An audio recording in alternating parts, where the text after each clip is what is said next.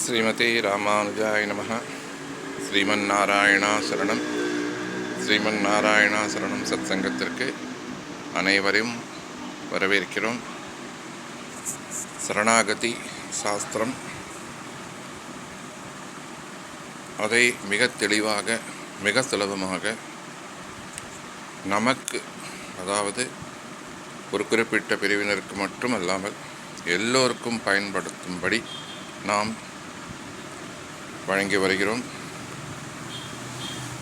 ஸ்ரீமன் நாராயணா சரணம் என்ற மந்திரம், மகாமந்திரம். இதை நாம் கோவிந்தா சரணம், ஐயப்பா சரணம், சக்தி சரணம், துர்கா சரணம், விநாயகா சரணம், கணேஷா சரணம், ஸ்கந்தா சரணம், சூர்யா சரணம், சரணம் பலதரை சொல்லி வந்திருக்கிறோம். ஆனால் சரணம் என்று சொன்னவுடன் நமக்கு உடனடியாக நமக்கு அப்பாடா என்ற நிறைவு கிடைத்திருக்க வேண்டும். நம் பிரச்சனைகளிலிருந்து நமக்கு வழி கிடைக்கும் என்ற நம்பிக்கையாவது கிடைத்திருக்க வேண்டும். அப்படி கிடைக்கக்கூடிய ஒரு உபாயம்தான் ஸ்ரீமன் நாராயணா சரணம் என்ற சத்சங்கம் மூலமாக நாம் வழங்குவது. ஸ்ரீமன் நாராயணா சரணம் என்பது, ஸ்ரீமன் என்பதை தாயாருடன் கூடிய நாராயணனை, அவன் திருவடிகளை பற்றுகிறேன், ஸ்ரீமன் நாராயணா சரணம் என்ற ஒரு சொல். இதை நான் என்னுடைய அனுபவத்தில் நிறைய அடைந்துள்ளேன். மற்றவர்களுக்கும் நிறைய பயனடைய செய்துள்ளேன். இதை நாம் எல்லோரும் பயனடைய வேண்டும் என்பதற்காக சொல்லி வருகிறோம். ஒரு பெரிய சக்தியிடம் நாம் நம்மை சரணடைந்து விட்டால் நம்முடைய சுமையை நாம் இறக்கிவிட்டு அப்பாடா என்று இருக்க முடியும். ஒருவர் பணம் கொடுக்க வேண்டும், பணத்திற்காக தவிக்கிறார். ஒருவர் பணம் கொடுக்கிறேன் என்று சொன்னவுடன் அப்பாடா என்ற ஒரு நிறைவு வருகிறது. அதை நாம் சாதாரண மனிதர்கள் பார்ப்பதை விட தெய்வத்திடம், நாம் கேட்காமல் நமக்கு நிறைய செய்துள்ள தெய்வத்திடம் நாம் கேட்டு பெறக்கூடிய இந்த ஒரு உபாயத்தை நாம் கடைபிடிப்போம். ஸ்ரீமன் நாராயணா சரணம் என்பது புதிதானதல்ல.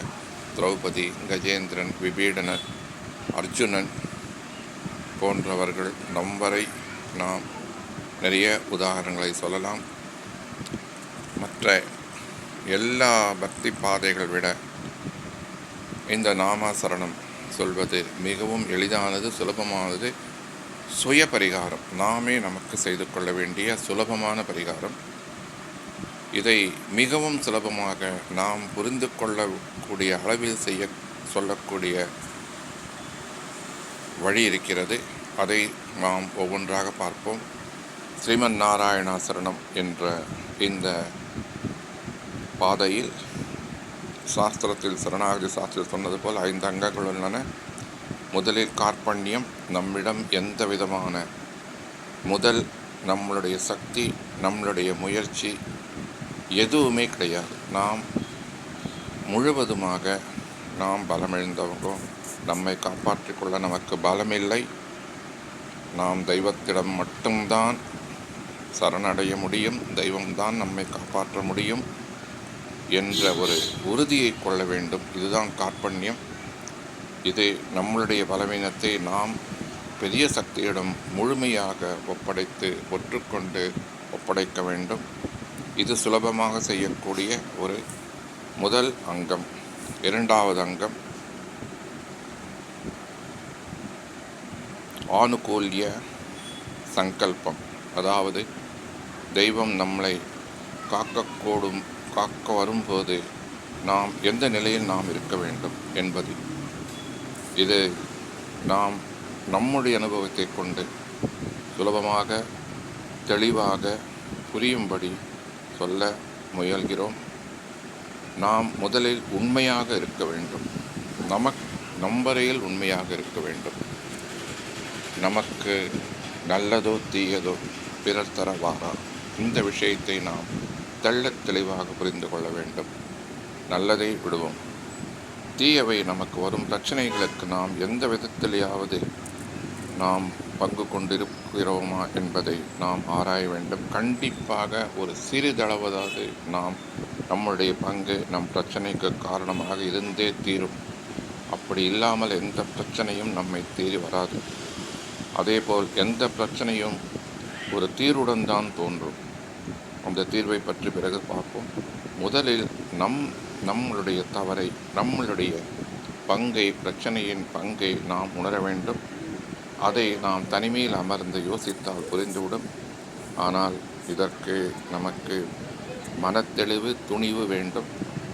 நாம் இதுவரையில் மற்றவர்கள் மேல் பழியை போட்டிருப்போம், சூழ்நிலை மேல் சொல்லியிருப்போம், சூழ்நிலையை சொல்லுவோம், விதியை சொல்லுவோம், தெய்வத்தை கூட சொல்லுவோம். ஆனால் நம்மை மட்டும் நாம் ஒரு சிறிய அளவில் கூட நாம் நம்மை நிந்தித்து கொண்டிருக்க முடியாது, நிந்தித்து கொண்டிருக்க மாட்டோம், நிந்தித்து கொண்டிருக்க முடியாது. ஆனால் இப்பொழுது நாம் தனிமையில் அமர்ந்து இதை பற்றி சிந்திக்க வேண்டும்.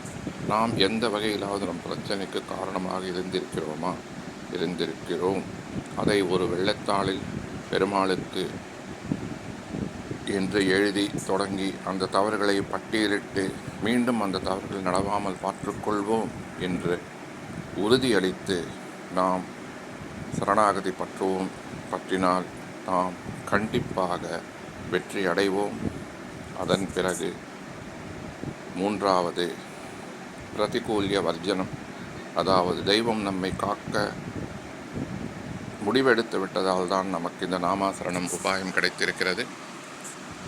அதை நம்மை காக்க வரும்போது நாம் நம்மளுடைய முயற்சி செய்து விட்டாகிவிட்டது, சரணம் பற்றியாகிவிட்டது. இனி வேறு முயற்சிகள் செய்யக்கூடாது. அனுமாரை இந்திரஜித் பிரம்மாஸ்திரத்தால் கட்டி போட்டான். அனுமார் பிரம்மாஸ்திரத்துக்கு மதிப்பு கொடுத்து கட்டுண்டார். ஆனால் அவனை அழைத்து வரும்படி சொல்லிவிட்டு இந்திரஜித் போய்விட்டான். சபைக்கு அழைத்து வர சொல்லி அரக்கர்கள் அவரை இழுப்பதற்கு முடியாமல் வேறு கயிறுகளை போட்டு கட்டிவிட்டார்கள். அத்துடன் பிரம்மாஸ்திரம் பலம் இழந்து போய்விட்டது. அதே போல்தான் இந்த நாமா சரணம் சொல்லி, ஸ்ரீமன் நாராயணா சரணம் சொல்லி நாம் சரணம் பற்றிய பிறகு நாம் சும்மா இருக்க வேண்டும். வேறு எந்த முயற்சியிலும் இறங்கக்கூடாது. இதுதான் ரொம்ப ரொம்ப முக்கியமான விஷயம்.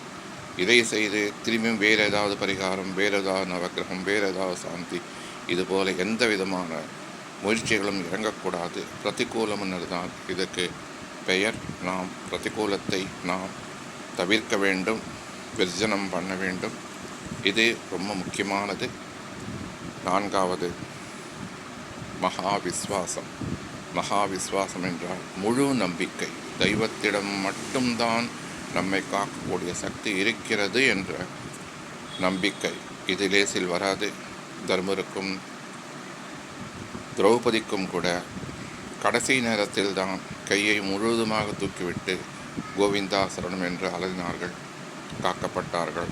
அதற்கு முதல் வரை அவர்கள் தர்க்கம் செய்தார்கள், நியாயம் கேட்டார்கள், தங்களாலான முயற்சிகளை எல்லாம் முயன்று பார்த்தார்கள். கடைசியில் முடியாமல் போகவே கையை தூக்கிவிட்டார்கள்.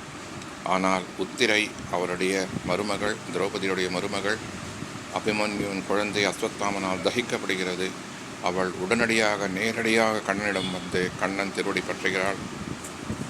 போரில் வெற்றி பெற்ற பாண்டவர்களை ஒதுக்கிவிட்டாள்.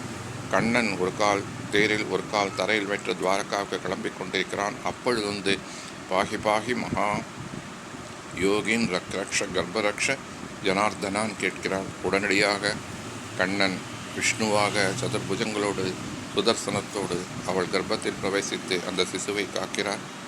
இப்படிதான் நாம் எடுத்த எடுப்பிலேயே நாம் நம்பிக்கையுடைய தெய்வத்தை நாம் சரணம் பற்ற வேண்டும். கடைசியாக ஆத்ம நிவேதனம். ஆத்ம நிவேதனம் என்றால் நம்மை முழுவதுமாக தெய்வத்திடம் ஒப்படைப்பதற்கு தயங்கவே கூடாது.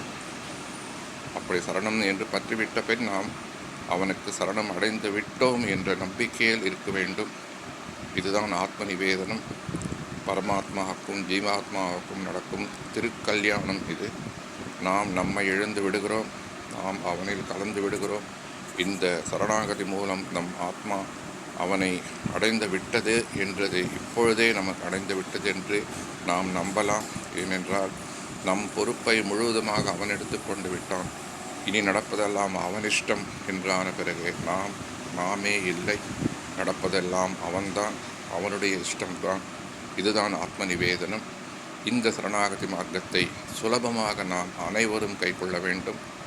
இந்த சரணாகதி மார்க்கத்தில் இந்த 5 அங்கங்களுடன் நாம் இருந்து கொண்டு நாம் இதற்கு பிறகு எந்த காரியம் செய்து கொண்டு வந்தாலும் ஸ்ரீமன் நாராயணா சரணம் என்று சொல்லிக்கொண்டே தூங்கி எழுந்தால் சுப்பிரபாதம், குளித்தால் கங்கா ஸ்நானம், பூஜை செய்தால் திருவாராதனம், உணவு உண்டால் நைவேத்தியம், வெளியில் சென்றால் கர்மயோகம், பொருள் சேற்றால் ஐஸ்வர்ய யோகம், பிறகு தூங்கினால் கூட யோக நித்ரை என்று நம் வாழ்வு தெய்வீகமாக ஆகிவிடும்.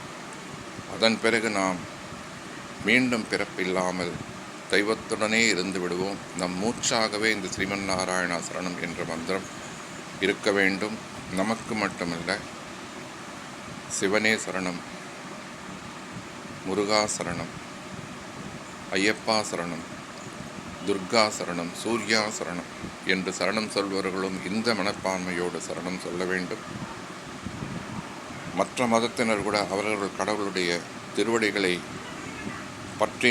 பற்றுகிறோம் என்று சொல்லலாம். இந்துக்கள் மட்டுமல்ல, மற்ற மதங்கள் அவர்களோட கடவுள்களை நம்புவர்கள் கடவுள் திருவடியை பற்றுவதுதான் சரணாகதி சாஸ்திரம். இதை எளிதாக எல்லா பிரிவினர்களுக்கும், எல்லா ஜாதியினருக்கும் எல்லோரும் சுலபமாக சொல்லக்கூடிய வழி இது.